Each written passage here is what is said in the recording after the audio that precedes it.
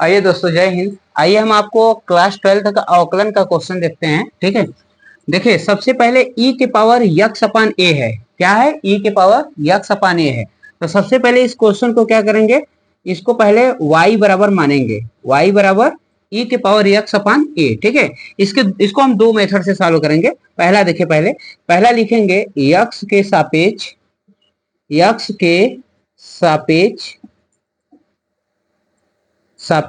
अवकलन करने पर, यक्स के सापेक्ष क्या करने पर? अवकलन करने पर। तो अब इसके बाद y मीन्स क्या हो जाएगा? dy। और यहाँ इधर का dy हो जाता है, इस साइड x है तो dx हो जाएगा। ठीक है, तो dy बाई dx हो जाएगा। अब e के पावर अगर कोई भी x रहेगा, देखो यहाँ पर, चूंकि अगर ddx ऑफ e के पावर x हो और इसका अवकलन करेंगे तो e के पावर x ही होगा। क्या होगा? e के पावर x ही होगा। ठीक है, ऐसे e के पावर x अपान ए है तो क्या करेंगे? e के पावर x अपान ए ही होगा। लेकिन अगर e के पावर x होता तो बस इतने पे छोड़ देते, लेकिन x अपान ए है तो इसलिए हमें x अपान ए का भी अवकलन करना होगा। तो x का तो 1 होगा, अपान ए का तो ए हो जाएगा। इसलिए हमें क्या वैल्यू मिलेगी? 1 अपान ए को पहले हम कर देंगे और e के पावर x अपान ए कर दिए। ठीक है, तो D D x of y की वैल्यू हमको प्राप्त हो गया। ठीक है, अब इसका देखिए प्रथम विधि रही, अब इसका दूसरी विधि मैं बताने जा रहा हूं। तो आइए इसको नोट करिए या स्क्रीनशॉट लीजिए। ठीक है, लिखिए, नोट करिए। इस क्वेश्चन की आइए दूसरी विधि देखते हैं। देखिए दूसरी विधि, देखिए पहला मेथड तो ये हो गया फर्स्ट मेथड। क्या हो गया? फर्स्ट मेथड हो गया। ठीक है, आइए इसका सेकंड मेथड देखते हैं। सेकंड मेथड कैसे लगेगा, लेकिन आपको दोनों मेथड जानना बहुत जरूरी है। ठीक है, तो देखिए यहाँ पर सबसे पहले क्या करेंगे, माना y बराबर e के पावर x बाई ए। आप ये जानते हैं, क्या जानते हैं कि चूंकि ddx ऑफ e के पावर x की वैल्यू e के पावर x होती है, लेकिन ये ddx ऑफ x नहीं है, नहीं है। तो अब क्या करेंगे, जो नहीं है उसी को t मानेंगे, इतने को हम क्या कर लेंगे? t मान लेंगे।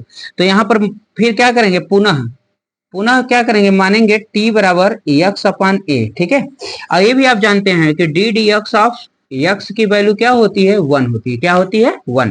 तो बताइए, अगर यहाँ पर क्या है, इधर देखा करिए x है तो x के सापेक्ष t है तो t के सापेक्ष, लेकिन इस साइड देखा करिए। ठीक है, तो यहाँ पर क्या लिखेंगे, x के सापेक्ष अवकलन करने पर। तो बताओ यहाँ dt, y t मीन्स क्या हुआ? dt अपान क्या हो जाएगा? इस साइड वाला dx। तो इस साइड अगर x है तो अपान में dx लिखा करो, इस साइड अगर t हो तो ऊपर क्या लिखा करो? dt। अब बताओ x का अवकलन क्या होगा? 1 अपान ए आ गया। ठीक है, इसे इक्वेशन फर्स्ट मान लेना। क्या मान लेना? इसे इक्वेशन फर्स्ट मान लेना। नोट करिए। आइए आगे देखते हैं। देखिए यहाँ पर मैंने t माना तो इसका कर लिया, समीकरण 1 बना लिया। अब इसी y इक्वल क्या करेंगे? e। और इतने को क्या माने थे? बोलिए, t माने हैं, तो e के पावर क्या हो जाएगा? t।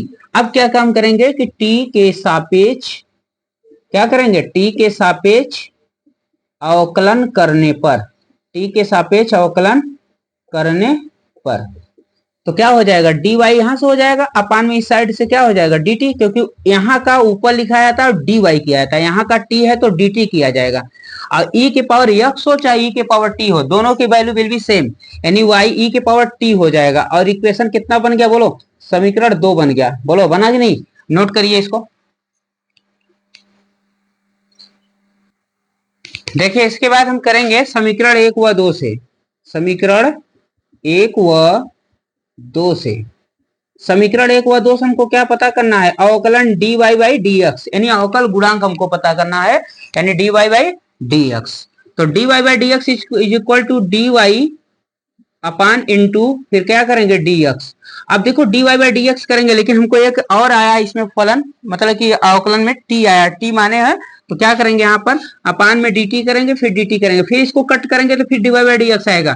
अब बोलिए यहाँ पर dy बाई dx की वैल्यू कितना रखेंगे? बोलिए, e के पावर t रखेंगे इंटू dt अपान dx की वैल्यू 1 अपान a रखेंगे, 1 अपान a रखेंगे। ठीक है वैल्यू। उसके बाद देखिए यहाँ पर क्या होगा, 1 अपान a करिए, पहले कर दिए। बोलिए, उसके बाद क्या? e के पावर t की वैल्यू कितना था? बोलिए, t की वैल्यू था हमारा x अपान a था। तो बोलिए dy बाई कितना हो गया? dx की वैल्यू हमको फाइनल आंसर आ गया, dy by dx is equal to 1 upon a e के पावर x अपान a। ठीक है दोस्तों, यदि वीडियो अच्छी लगी है तो वीडियो को लाइक करें, सब्सक्राइब करें, शेयर करें। जय हिंद।